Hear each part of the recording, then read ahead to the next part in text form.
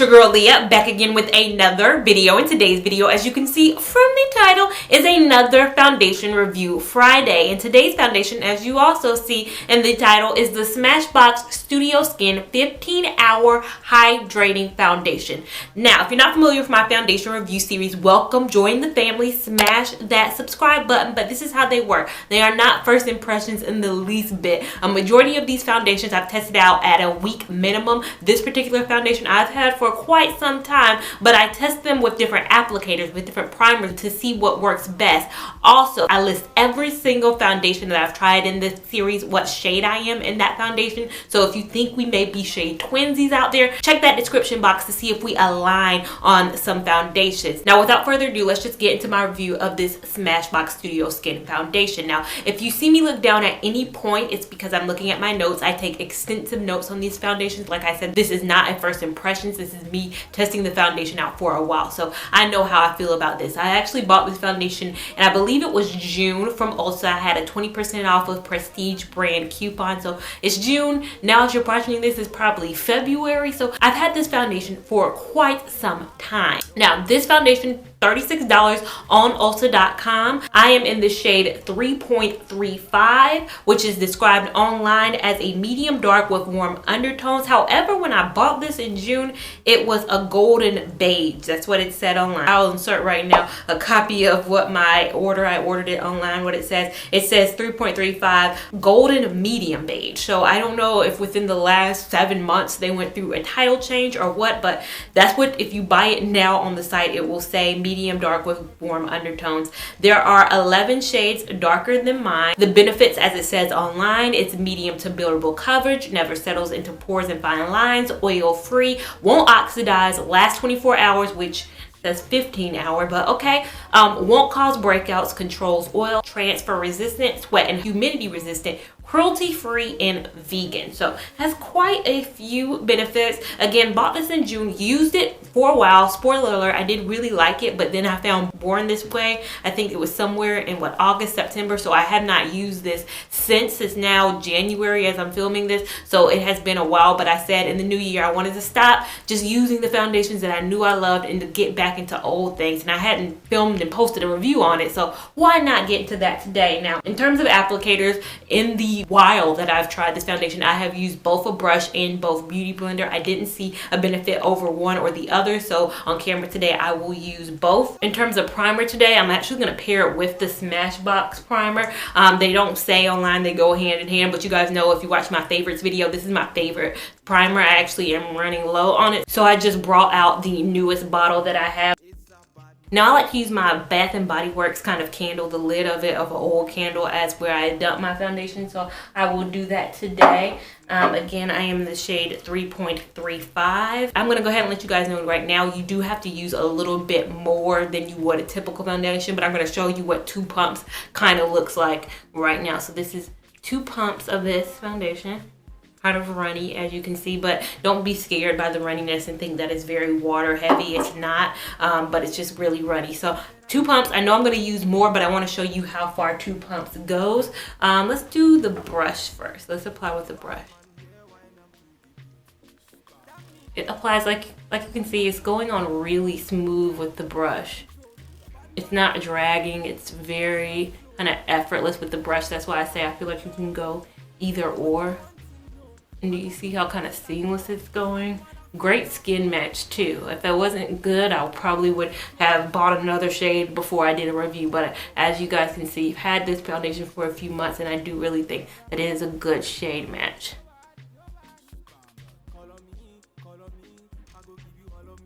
So as you can see, side that I applied with the brush, side that has no makeup on it.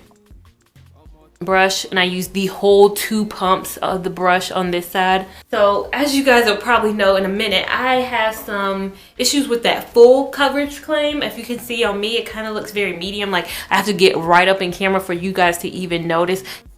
So this is the Beauty Blender side. As again, you can see it's going on effortlessly with the Beauty Blender as well.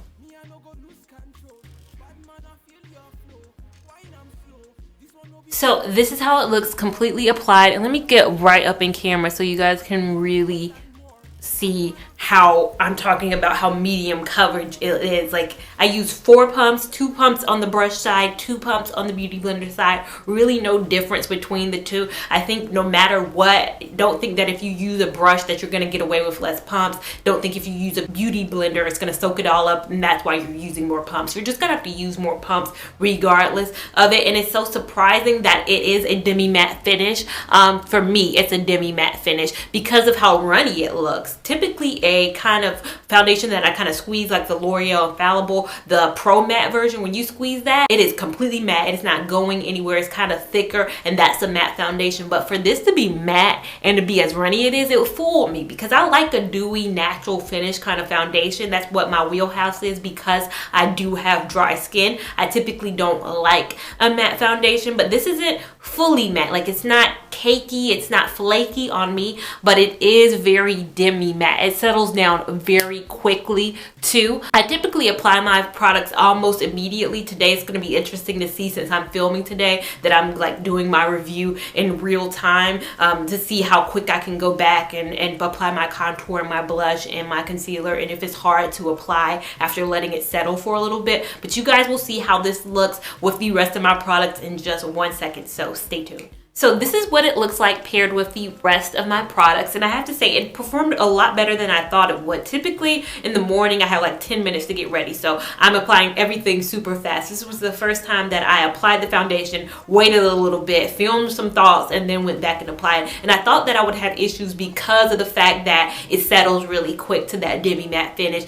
and sometimes applying especially liquids on top of matte foundations, for me, especially being dry, it feels like cream products are dragging across my face, and it really didn't. For contour today, I actually used something that you guys recommended to me to try in my beauty favorites video that I posted in December, the Fenty Beauty contour stick. I really like this. Like, and don't think you guys don't have a running effect on me. Don't think I say list products that you love down below. Don't think I'm saying that because I'm not listening to you. I'm 100% listening to you, and I actually buy stuff. So just because I don't say in a comment back, hey, I'm about to run out and buy this, know that you guys influenced me to buy this. It really works very well in terms of contouring. This is actually my first day trying it. It just came in the mail. We're in early January as I'm filming this, so I ordered it as soon as I posted my video in December. Ordered it and it just came in the mail from Sephora. So you guys, I listened to you guys. I also bought the Kat Von D foundation, so a foundation review on the Kat Von D is coming very soon. So again, I listen to everything you guys say. And in terms of lips, before I forget, I have on a combination of the Kapow by ColourPop and Chi. I just mixed them two together. I'm trying to get out of my Anastasia sepia bag. Like, I'm trying to venture out and try other lipsticks, although this looks exactly like my sepia. So I didn't really venture that far out, but it's a little bit more purple in my opinion.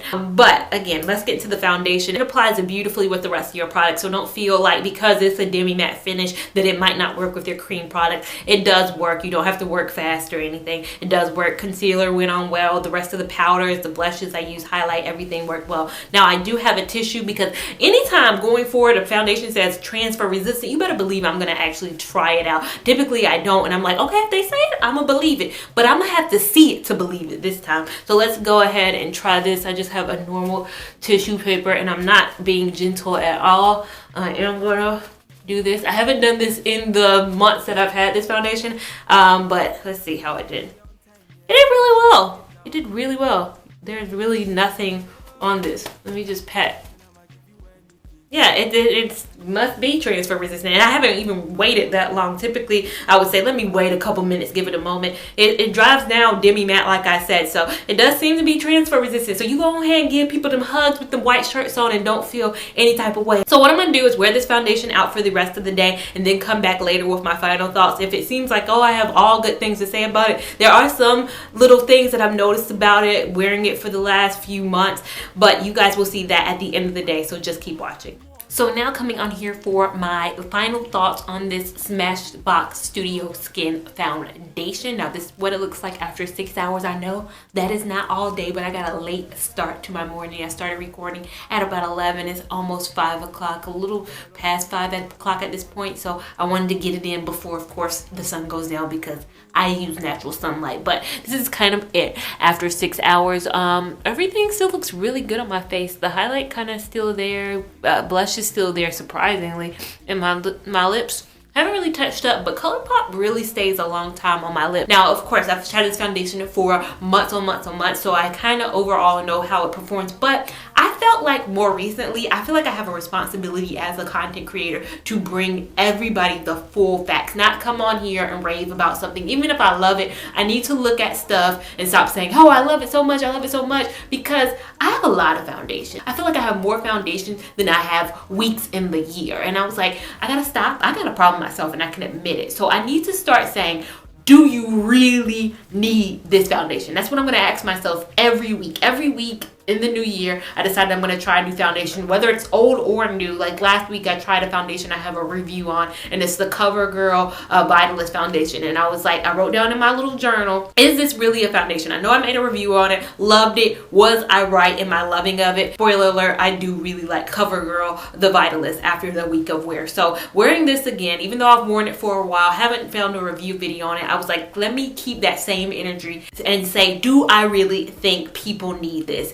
First, color shade match for me is perfect for me. It's a dead on ringer right now. If you get 3.35, and we normally align on things, 3.35 will be your shade match. Cost $36 for kind of what you get is really good. 1 fluid ounce. The bottle of it looks very high end ish. So for what you get price point wise and what it does, good. Medium coverage for me, and I'm somebody who does prefer a light to medium coverage over full coverage. Full coverage, love for filming. Medium to light coverage, I love for real life. So even though this says it's medium to full, you really have to build it up. You have to use, I use 4 pumps and I still think it's medium. I say 6 pumps for full coverage. You do have to use a lot, so I put that on the con side, but I do like the fact that you can use it with pretty much any applicator and you're going to get a pretty smooth application on it. It's not a beauty blender specific, not a brush specific. As you can see, still no real difference between the two sides.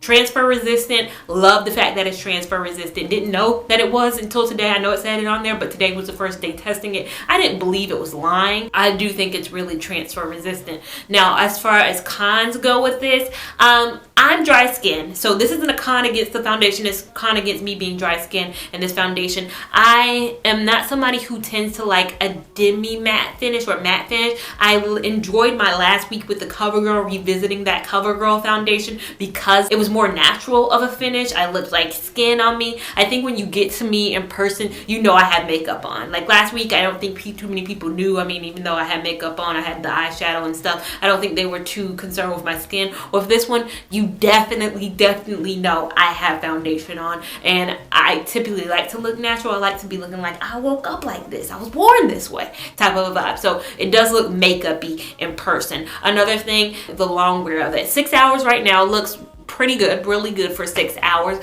but it says 15 hours on here. It says 24 hours some reason on the site, but for me, I don't think you can push past 12. I'm gonna be honest with you. A couple of days this week, I had things going on in the afternoon where I kind of wanted to look good. I didn't mind that I didn't look as good as I did in the morning, but if I had used a fuller coverage foundation or something else with something more long wearing, my foundation will look better at the end of the day. So I put my makeup on typically about 6:30, 7 o'clock in the morning, and I'm typically home by like 6, but if I have something going on after work or if I'm going to an event or something like that, I might not get home till 9. At 9, I'm looking a hot mess.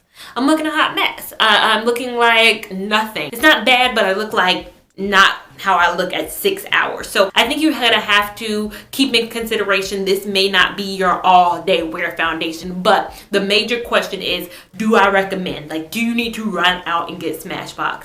If you're somebody who likes a medium to full coverage, if you're somebody who likes a matte finish foundation, demi matte to matte finish foundation. If you're somebody who's oily skin, because I think this would hold up pretty well on an oily skin person. If you're somebody who's looking for something transfer resistant but not something long wear, this will work for you. I think for me in my life, would I repurchase it? No. For my life, as somebody who's trying to consolidate things, who's somebody who's looking for something more natural, for somebody who has dry skin and wants a natural light coverage, I think it's a little bit too made up for me. For me. I think old Lia Lavon, you catch me in my 2017, 2018 reviews, I'll be like, run out and go buy this. But like I said, I'm trying to look objectively at foundations and say, really and truly, can I see myself rebuying this after I run out of it? And I cannot say I would run out to the store and repurchase this. I'm going to use this up. I have, 2 years? It has, 24 months it's good for. It has a little seal on the back. I will probably use this up over the next 2 years and probably will run dry on it. I cannot say that I would repurchase it. And that's just my opinion though. Not a terrible foundation. I just have foundations that I like more than that Smashbox foundation. But you guys be the judge. Do you own Smashbox? Do you love it? Do you go up for it? Definitely a good foundation. Not something that I typically would reach for on a day-to-day basis just because of the coverage and stuff that I like. But you guys sound off in the comments down below. Give me foundation suggestions that you want me to try. Make sure you give this video a big thumbs up. Make sure you're following me on Instagram at Lia Lavon 89. Make sure you're subscribed to me so you don't miss any of my content. And I will see you in my next video. Thank you so much for watching. Bye.